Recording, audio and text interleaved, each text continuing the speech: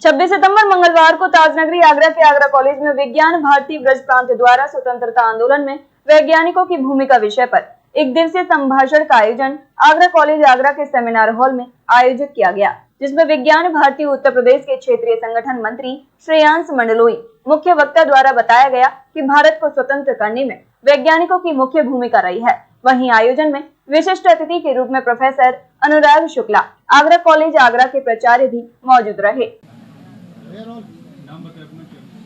मेरा नाम श्रेयांश है और मैं विज्ञान भारती का प्रदेश संगठन मंत्री हूँ।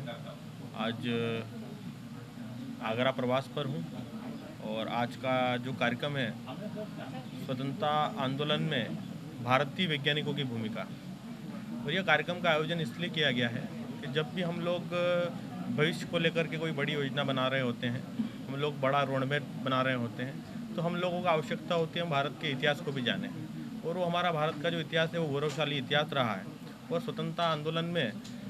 साधारणतः यह मान्यता है कि राजनीतिक क्षेत्र के लोगों का ही उसमें योगदान रहा, पर हम लोग ये नहीं जानते हैं कि स्वतंत्रता आंदोलन में हमारे देश के वैज्ञानिकों ने भी बढ़ चढ़ करके भाग लिया था और एक कूटनीतिक संघर्ष किया था, और उस संघर्ष के माध्यम से उन्होंने भी स्वतंत्रता दिलाने में सफलता प्राप्त की थी। तो यही एक छोटा सा विषय हम सब इस महाविद्यालय परिवार के सामने ये प्रस्तुत करेंगे, और इसी के साथ ही हम लोग अपने भारत के वैज्ञानिकों के गौरवशाली और उनके योगदान के बारे में हम लोग जानने का प्रयास करेंगे, और हम लोग भविष्य को लेकर के कुछ कार्यक्रम की योजना हम लोग यहाँ पर बनाएंगे। कुछ करने वाले बड़ा तो हम लोग, चूँकि मैं विज्ञान भारती का कार्य देखता हूँ, तो बड़ा के साथ हम लोग चाहते हैं कि भारत हर विज्ञान और प्रौद्योगिकी के क्षेत्र में स्वावलंबी बने, और हमारे क्षेत्र का हर एक युवा, हमारे क्षेत्र का हर एक शिक्षक, हमारे क्षेत्र का हर एक किसान, हर क्षेत्र का व्यक्ति भारत में विज्ञान और प्रौद्योगिकी के माध्यम से आगे बढ़े, उनको नए नए अवसर प्राप्त हो। इसके लिए संगठन कार्यरत है, और हम लोग पूरे समाज को जो भारतीय दृष्टि है वो देने में सफल हों, ऐसा हम सभी लोगों का प्रयास है। हमारा यह पुनीत महाविद्यालय अपने स्थापना के 200 वर्ष पूरे कर रहा है, और पिछले सत्र से ही इस महाविद्यालय की इस स्थापना जयंती को और अधिक उपादेय बनाने के लिए पूज्य पंडित गंगाधर शास्त्री जी के नाम पर पंडित गंगाधर शास्त्री व्याख्यान माला भी हमने आरंभ की है। उस माला के अन्यतर सोपान के रूप में आज हमारे इस प्रांगण में